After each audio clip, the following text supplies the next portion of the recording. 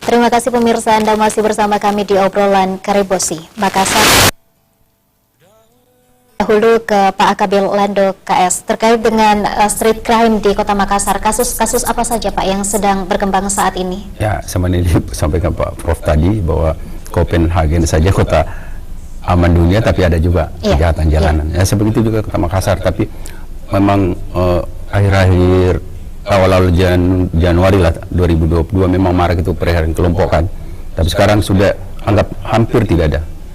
Memang kejahatan jalannya seperti penganiayaan di jalan itu, karena bergerombol-gerombol itu menggunakan, ya mungkin Makassar di busur itu kan, karena menggunakan busur itu yang sering terjadi. Kalau geng remaja bermotor sendiri Pak, seperti apa?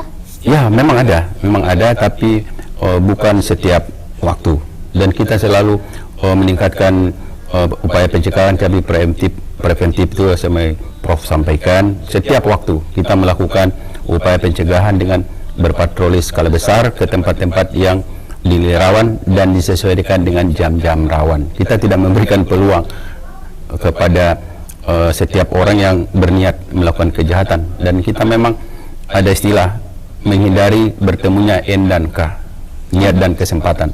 Kalau ada niat dan kesempatan bertemu, karena terjadilah kejahatan kan.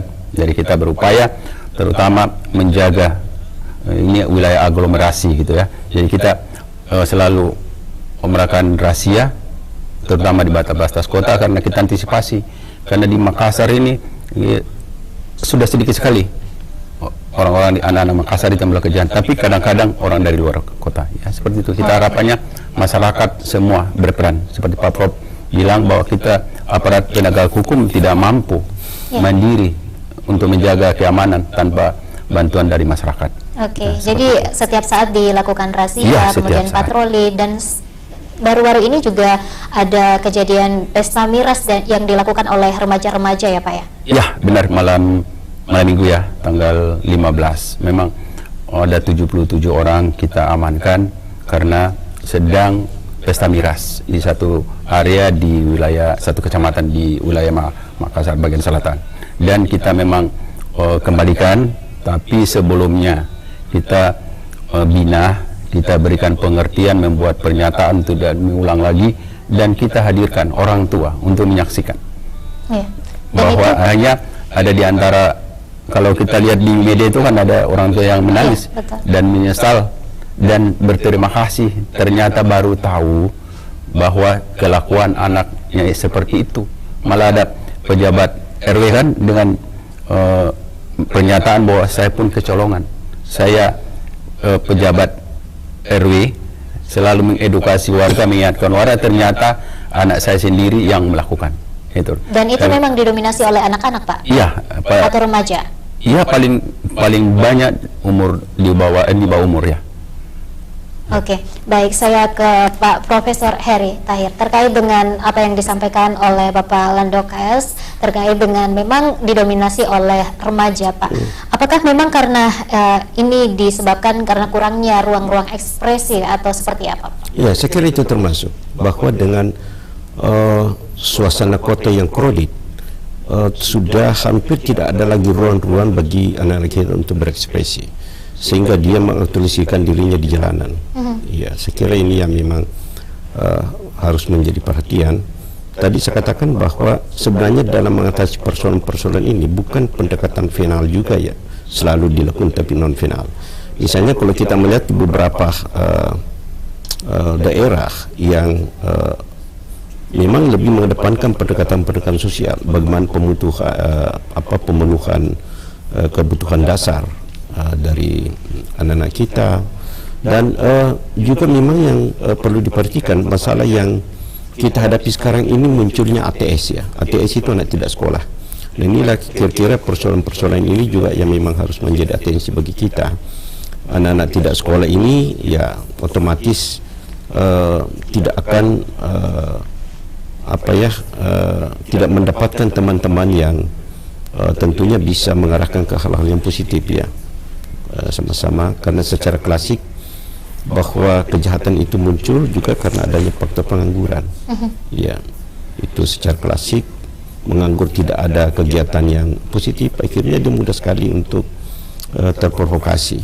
Nah, tadi disampaikan Pak Kabid Humas bahwa itu dengan adanya niat kesempatan muncul kejahatan ya. Tapi sebenarnya ada karakteristik bagi anak-anak kita itu sebenarnya kadang dia tidak punya niat, tetapi yang ada desakan, adanya desakan kesempatan lahir kejahatan, didesak oleh teman-temannya. Sebenarnya tidak ada niat sama sekali untuk melakukan itu.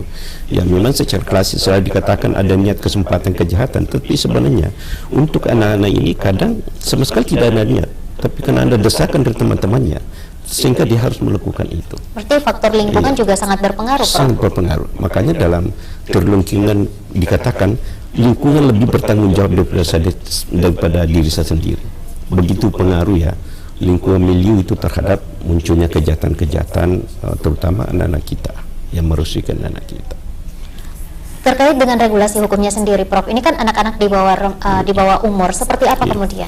Ya, memang kan di dalam sistem pidana anak, seperti saya singgung tadi, Undang Nomor 11/12 itu, bagi anak itu memang harus mengedepankan diversi.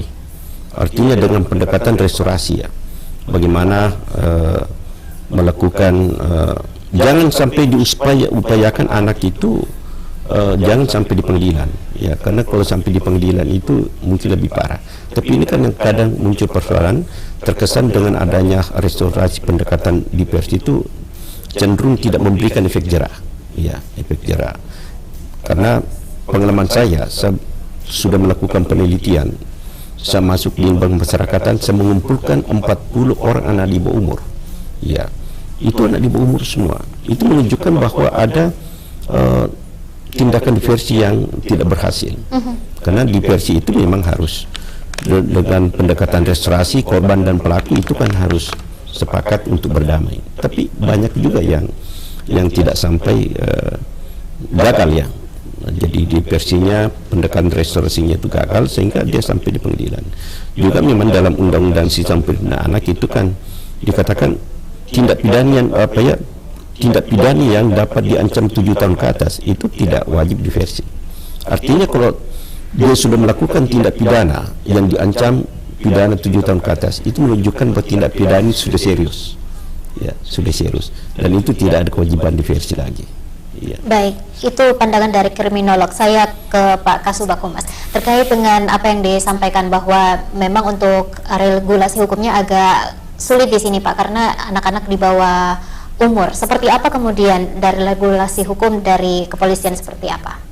Ya, kita tetap mendukung keputusannya, ada undang-undang yang sudah diundangkan kan, Undang-Undang 11/2012 tentang sistem peradilan anak itu, kita tetap mendukung. Tapi tetap kita juga lakukan keadilan restoratif itu. Ada beberapa hal yang sudah kita lakukan, dan tadi ada pengarahan dari Bapak Kapolri bahwa memang survei membuktikan bahwa 82% masyarakat memang setuju itu keadilan restoratif. Dan apakah memang tetap memberikan efek jerah kepada anak-anak atau seperti apa, Pak?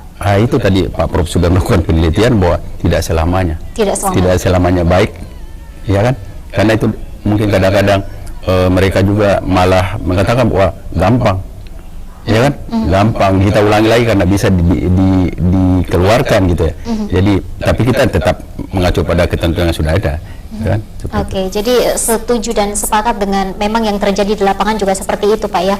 Iya, memang kenyataan. Oke, baik. Nanti kita akan lanjutkan lagi, Pak, setelah pesan-pesan berikut ini. Tetap bersama kami pemirsa di Obrolan Karibosi.